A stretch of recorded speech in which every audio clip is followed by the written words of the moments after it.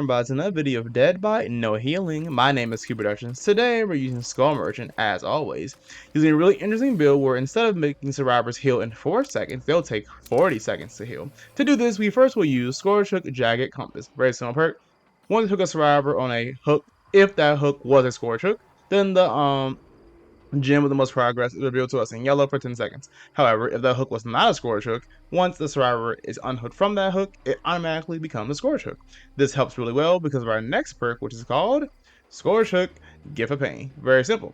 Basically, if a survivor would be unhooked from a Scorch Hook, they automatically become hemorrhaged and mangled for 9 seconds, and if they were to get healed, they suffer from a 16% penalty to doing generators forever until they get unhealed. Well, before they get injured again, which is perfect because, like I said before, once you get unhooked from any hook, it will turn to a Scorch Hook. So basically, Gift of Pain always activates no matter what.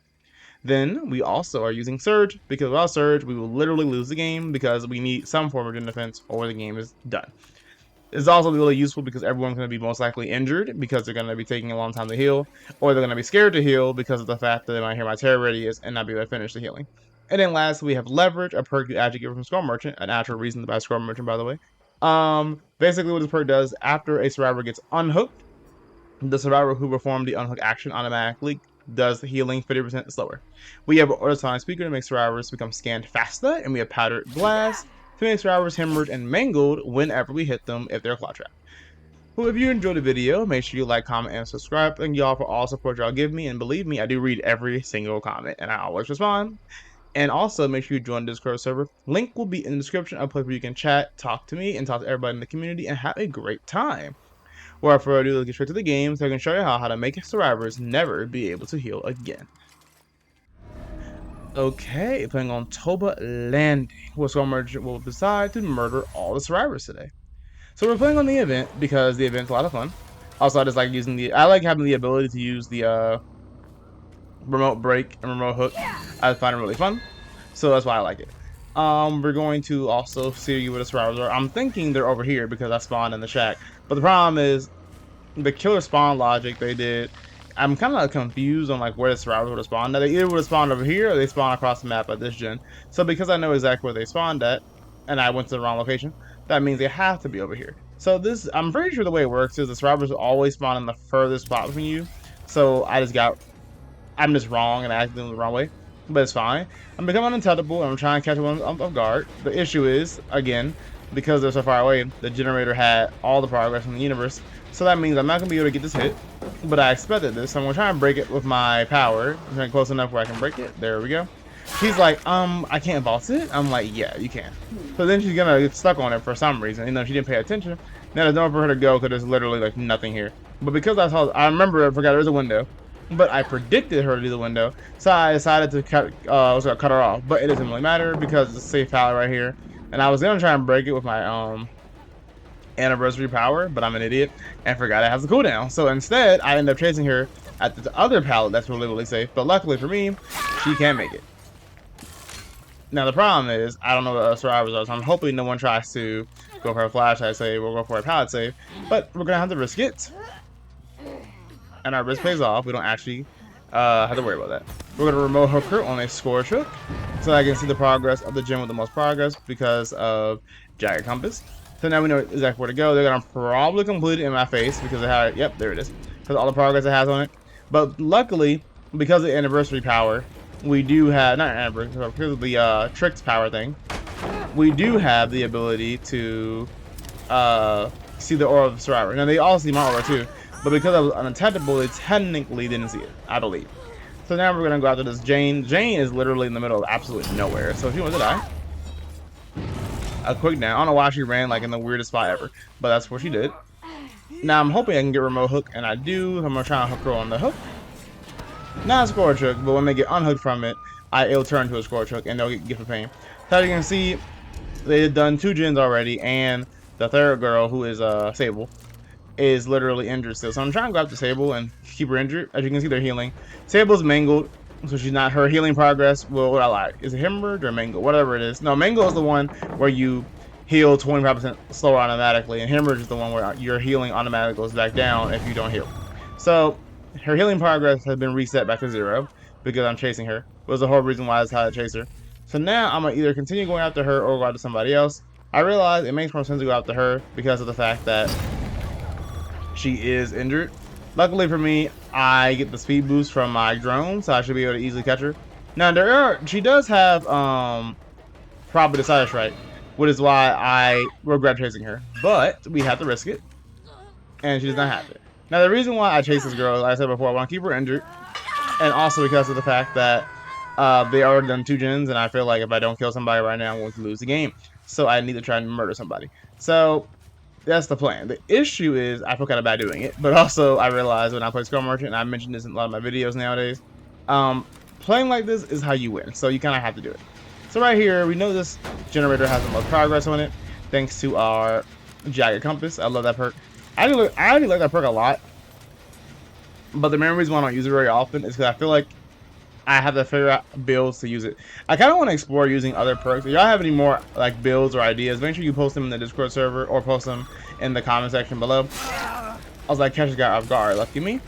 I want to try and use really interesting perks that are actually good, but like work well in a build. Right here, I'm going to use my anniversary power so I can break that pallet. And then he's going to replace it with an anniversary pallet, but he proceeds not to drop it. So I was like, okay. So now that he didn't drop it, I can hook him on a scorch hook, which for some reason, went with a long way to get to.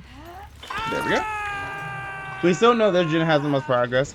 One thing about Jag Compass I like a lot, by the way. I don't know why. I got so scared. I thought there was a pallet right here, but it actually is a pallet right there. But I thought it was a regular pallet, so I was trying to play kind of smart. But in reality, there's a window right there, so there's never a pallet right there. I tried to break it, but because she vaulted it immediately, instead I end up using the endurance thing. So right here, I try to swing. The game's like, low, no. So that's fun. And then I see this pallet right here. I'm like, there's no way she's going to drop it immediately. So I'm trying to mind game it. And I think I mind gamed in time. But then she's like, nope, I'm too far away. I said, you know what, you're right. But then time she went too far. So I know there's no way she can dodge it. Thanks to Surge, that generator and the generator behind me will explode and lose progress automatically. Now, sadly, everyone did get healed. But that's fine because we can remote hook her over there. And she's on her second hook. And I believe she never got healed, if I remember correctly. So because of that reason, no. Yeah, I believe she never got healed. So because of that reason, she never actually got the Gift of Pain thing. I don't know why I did that. Also right here, I thought she was going to drop the pallet, but she actually didn't. Then Quentin, is Quentin? No. Yeah, I think it's Quentin. Yeah, Quentin is some reason why I'm so injured. So I'm like, okie dokie, I'll go after you instead. So I'm going to try and get him Cloud Trap, or at least get myself a speed buff. But instead, I'm going to not actually get it because he went over here instead, and I wasn't paying attention. So I thought he was still chasing, or still looping the same area, but he really wasn't.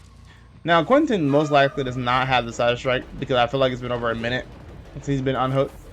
There are 2 pallets here. Like, why is this possible? But because of the fact that he, don't know why he moved like that, to be completely honest. Because he moved so erratically and badly, I ended up actually picking him up. But he did have a side strike, so I guess it was not a full minute. I timed that wrong. To be fair, when I played Dead by Daylight and when I commentated, it's like 2 different things. Playing it, I'm just thinking to myself, I gotta kill this person. Because if I could have hooked him, he would have been on his second to last hook, and I would have had, I believe, 2 people dead on hook. Yeah, I would have had, no, I would have had 3 people dead on hook, actually. So, because of that reason, I tried to hook him really badly. But it looks like that's not gonna happen. So, at the moment, we're not even 3-genning, to be honest. We're just kind of protecting, like, this gen, because it has the most progress. Now, Jane did get healed, which means that she does have Scorch Gift of Pain on her as we speak. I'm gonna break that pallet just in case Jane tries to use it, but she doesn't. Sadly, however, there's a pallet right here that I forgot to break. Then she has lives. She's like, I'm out of here. I said, okay. So I'm gonna try and mind game by hiding my red stain, and it actually works out in my favor. And now Jane is dead on hook as long as nobody goes for a flashlight save. And I know she doesn't have a side strike because she touched a generator. And once you touch a generator, the side strike goes away. So I don't have to worry about that. I'm gonna hook her on a regular hook. It doesn't really matter. She'll come back in 70 seconds anyway. But murder her. She dead. Now we need to try and figure out where the next gen the most progress is.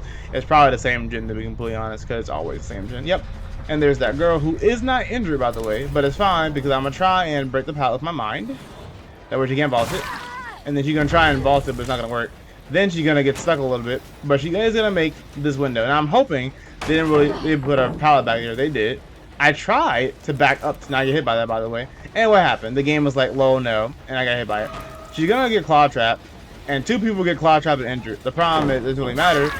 Well, like all 3 got claw trapped and injured with the world. So because all three got claw trap and injured, I'm like, well, I might as well try to go after all y'all. So I want to go after this guy, cause I know he's claw trap. So if I hit him, he'll get slowed down by 8%. I hit him, he's gonna drop the pallet, or not actually. That's surprising. So instead, I'm gonna just go after him because he's gonna die. Like there's nothing you can do about that. So because the last guy, Quentin, is also claw trap, I know exactly where he is. He's gonna drop the pallet most likely. Oh, he didn't drop it. I'm surprised. So I'm gonna use that to my advantage and murder him. But he had a dead heart. I was like, oh, okay. So right here, I'm like, well, you have dead heart, but it doesn't really matter where you go because unless your teammates have unbreakable, you're dead. So he's gonna probably drop this eventually, but it's fine because when he drops it, I'm just going to break it with the anniversary power because the anniversary power is kind of broken. Right here, I put a drone here just so I can slow him down when he tries to go on the other side. It gives me a speed buff. It slows him down by 8%. So as a result, I get to catch him. And everyone's like, I must leave, and they abandon the game because they realize the game's over because. I don't know why, to be honest, but anti-healing builds really work on Skull Merchant sometimes because of the fact that she can get people injured with her claw traps. So if you notice right there, right before we down everybody, why did they all just get claw trapped?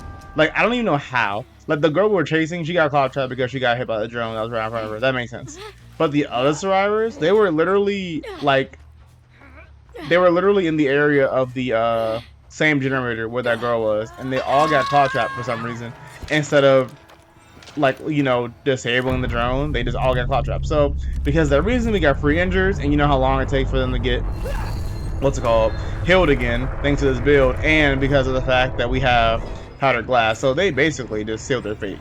But anyway, that was the first game of the video. Those are the second games. So I can show y'all how great anti-healing Skull Merchant really is. Also, if you really enjoy the skin, make sure you let me know in the comments because I love the skin. I did change one thing about it. I changed the weapon, I believe, but everything else about the skin is basically the same as normal. Okie dokie. So for the last game of the video, we're playing on Shattered Square. A pretty alright map for Skull Merchant because this map is not very big. The issue, however, is the fact that the loops on this map are kind of stupid. So it can either be really good loops that are like good for Survivor, or it can be really bad loops that are making Survivor want to cry. So I spawn on the left side of the map, and the Survivor spawn on the right side. I think Split didn't spawn so close to me, to be completely honest. I thought she was going to drop the pallet, but she has 2 pallets here, so I probably should have known she wasn't going to drop it. There's a window right here, so she is going to vault that. I'm not going to be able to do much about it because of the fact that there's just no way I can do anything about it. I thought she was going to revault the window, so I tried the mind game, but instead she's like, I'm going back to these pallets. She's going to drop this most likely. Yeah, there it is. I'm going to break it with the Ember. I was going to break it, but the problem is, once I realized she was going one way, I decided to not break it. Then she decides to go back towards the window. There's no way I'm gonna be able to hit her because I did slow myself down with my power. So because of that reason, I'm like, ugh, I can go after you. So instead I change targets and I grab somebody else. And this game is a example of one of those games where I have a Skull Merchant where it's like literally, if I don't get somebody down the first 4 seconds of the game starting, I basically lose. So we'll see how we come back from this. So luckily, we mind game correctly and we actually caught the girl off guard, and we still get the 5% speed boost, by the way, after hitting her. The problem is it won't really matter because she's gonna have this god pallet, which she doesn't. She drops that. I'm gonna try and make her vault it, and then I'm gonna break it. There we go, and she did. And then for some reason why she emotes, and I'm like, whoa. So I'm going for a flashlight save, so I didn't want to pick her up immediately, but I did. Now I want to hook her on a score trick, but the problem is it's just too far and it's not worth my time. So I'm gonna just go hook her here, and then it will activate Give a Pain once she gets unhooked. So I was like, great, we got 1 hook, we're still at 5 gens, and then 4 gens happened, and I'm like, great. So there's my 5 gen idea I had. So now we're gonna have to go figure out what the survivors are. Now, because the first chase took so long, basically 3 of the 7 gens have like 80% progress on them. And there's the 2nd gen, so because of that reason, we have 3 gens left. And keep in mind, this gen right here in front of me, the 3rd gen I was talking about, has like 80% progress. So that's the hard part with Skull Merchant. If you don't get the chase, if you don't get the first chase immediately, it's like not really game over, but it can be really hard. Luckily, with a build like this, it punishes survivors for the longer they play the game. So because of that reason, if we can keep them injured, they basically lose the game. So all we have to do is try and get everyone injured if possible. But it's easier said than done because, like I said before, they did every single gen. So we're already at 2 gens, by the way, and we've only let 1 survivor. So at this point, like in the last game, I realized that I need to basically secure a kill. So I'm gonna try and kill the first and 2nd girl. Oh, sorry, 1st and 3rd girl because of the fact that they are both what's it called, on their well, basically, if I hook the second girl, I can't speak. If I hook the third girl again, she'll automatically be on her striking stage. So right here, I'm like, she probably has off the record. I'm gonna just hit her. I don't care. And we're gonna go after her again because we have to kill her. If we don't go after her, we lose the game. So I'm praying there's no side of strike, and then I can outplay her and this chase won't be that long. But there is the pallet that she died at before. So right here, I know she's not gonna fall for it again because why would she?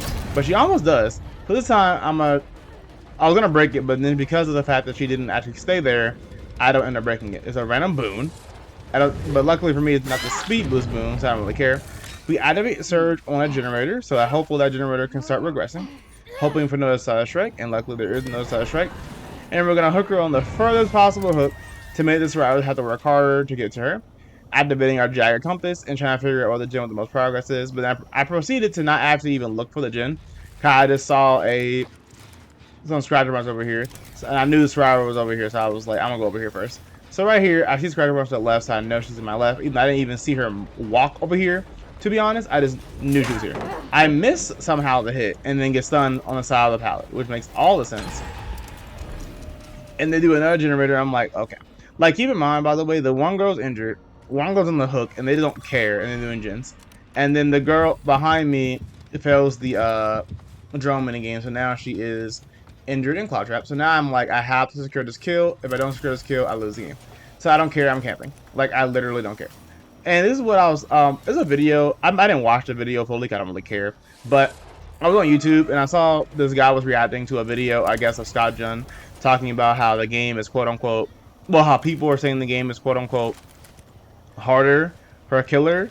But in reality, like, he's saying it's not, and he's trying to give reasons as to why it's not. And in my opinion, he's completely wrong. The game is definitely harder, but the difference though is the fact that the game being hard doesn't affect me at all because I play Scrum Merchant already, so the game is already as hard as it's gonna get. Like, I'm already playing hardcore mode, hardcore killer. Like, I'm playing Scrum Merchant. So right here, I'm gonna break out with my mind, so she's not gonna be able to make it. There's no way she can make the window, right? She blocks the window for herself. I'm like confused why. Time out, vault that, and we're going to hook her. Her first hook, I believe. We don't have a remote hook, so we can't hook them on a score trick. Now, right here, I'm kind of scared because, keep in mind, there's one gen across the map that we haven't even seen. There's one gen in the main building. As you can see, it's lit up because of score trick Jagged Compass. So we know the gen has the most progress. It has like 80%, by the way, even though I don't get it. It has 80%, even though literally the survivor should have, like, not been on it. But they don't care about that. They would rather stay injured than care about anything else. But I tried to break it with my power, but I failed. So yeah, the main reason why I mentioned that video is because basically, the two main points that people were saying is the fact that, like, healing meta is broken, which is why I have an anti-healing build. And the second thing they're saying is the fact that the survivors that is doing gens like extremely fast, they can't leave the game because of the DC penalty.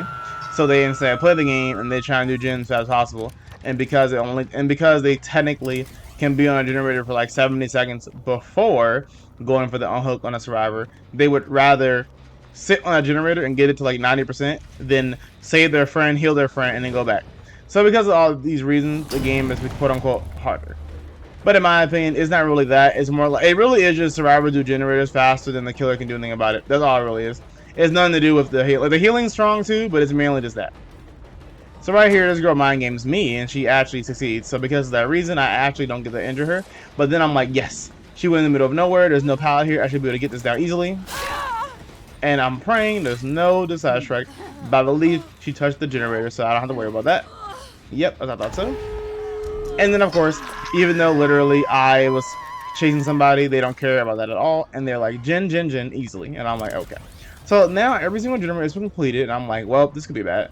But I know there's a survivor up here, I believe. So I'm going to try and wait for her to fall down. There she is. No balance landing. And she's the one dead on hook. And then I forgot about the exposed thing. So she literally got exposed. And I was like, wow. Kind of was confused about what happened. I was like, did that girl get instantly healed? And that's what happened. She got instantly healed because of the event. But then she also got exposed because of the event. So because she didn't have balance landing, she got caught and died. So right here, I'm trying to go after the other girl who unhooked her, but I accidentally missed. So I was like, that's fine. I'll gather you instead. So this time, I'm gonna go after this girl right here, and I'm gonna try and get her down. I know she doesn't try. English. I know she doesn't have the soundtrack anymore because of the fact it's in-game collapse. So I'm gonna just down her. I'm hoping nobody goes for a pallet save, and I'm gonna murder her soul.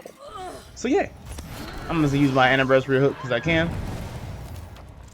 And then we're gonna try and figure out which of these gates are at. And she's at the gates over there. So I'm like, great.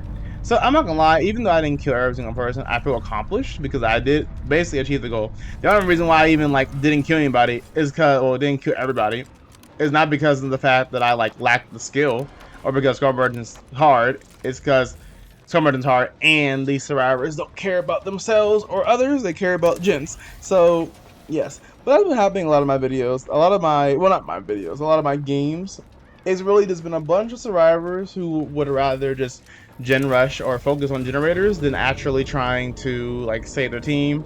There have been games like, for example, like the last anti-healing video I did, where I believe there was a really, yeah, it was a really altruistic, not lie, it was not that video. It was the last video I did with Phantom Fear. It was a really altruistic team, and because they were trying to protect their team, they ended up accidentally, it ended up killing themselves in the end. So that's what happened. So, but like those type of games, I like them not because of the fact that I win them, but because of the fact that it's more fun when I feel that the survivor team is actually like trying to do really anything else besides gens. And it's just kind of annoying when you're like, wow, half the entire team's injured and they're not gonna go for the save, instead they're gonna go for the gen. They will literally let their teammate go to second stage rather than they'll let their teammate go to second stage so they can complete 2 gens rather than save him. And then because of the fact they have the best second chance perks in the game, like what's the perk called? The one where basically you can give somebody, you can take somebody's hook stage away. Because they have that perk. It's like, wow, it's not really, and there's no penalty to it either. It's like, wow, okay, I guess I lose. But anyway, now as you can see, this girl, I don't know why, this girl literally waited in the exit gate for like the entire in-game collapse for me. So I just didn't go after her, and I got my blood points from my drones. But also, it gave me time to talk to y'all because of the fact I love talking to y'all anyway. But anyway, that was the video where we used anti-healing to try and counter all survivor perks and survivor's playstyle, and we did really well in the first and second game. If you enjoyed the video, make sure you like, comment, and subscribe. Like I said before, I read every single comment, and I love reading all of y'all's comments. Thank y'all for all the support y'all give me. It is greatly appreciated. Make sure you also join the Discord server. Link will be in the description, and I will see y'all in the next video, or hopefully... Oh yeah, I forgot. Before, if anyone's staying to the end, I almost forgot to say this. I plan on posting more. Of course, she had a Brenner part, by the way, because everyone uses Brenner parts. But I plan on posting more than just Skull Merchant as my killer.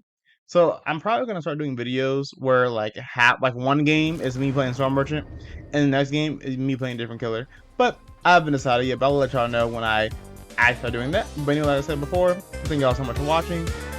Have a nice day.